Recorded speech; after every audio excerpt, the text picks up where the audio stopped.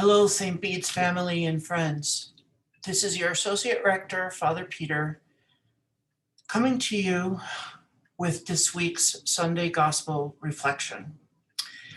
And I think St. Lucas is the gift that keeps on giving in somewhat a bad way. Because if you thought the last couple of Sundays that the Gospels were difficult to listen to and deal with, get ready. This Sunday is a doozy. So let's dive into it. And the first temptation when we hear this parable is the temptation to do what we call theological dentistry. And I will not be doing that. And what I mean by that is to try to pull the teeth out of the parable. And that's usually done by saying, well, we are not like the rich man, and we don't act like he acted. And then we say that the real point is that we have to be sure that we are nicer and not as nasty as the rich man in the parable. And so the issue ends up not being about wealth at all, but about being nice or being nicer than the rich man. And I believe that such a conclusion is almost always a relief for us. And after all, it very neatly gets us off the uncomfortable subject of wealth and back to the more comfortable business of comparing our behavior to that of the people who do not exist.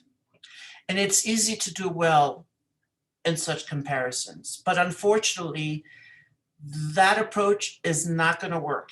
It won't work because a simple truth is that although we sometimes have real problems balancing our personal budget, balancing the checkbook, we are rich as the world sees it and knows it. And Lazarus is at the gate.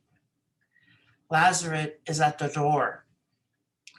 Lazarus is at the door knocking for help.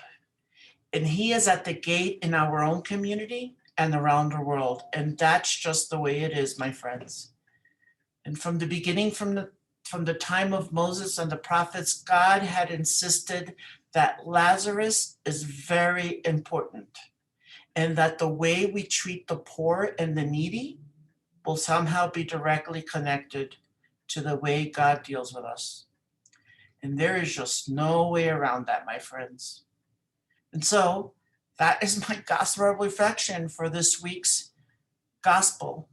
And I invite you to read the gospel before coming to service on Sunday. And on Sunday, I am preaching, and you will hear the rest of the story. Thank you. Have a good rest of the week, and see you Sunday.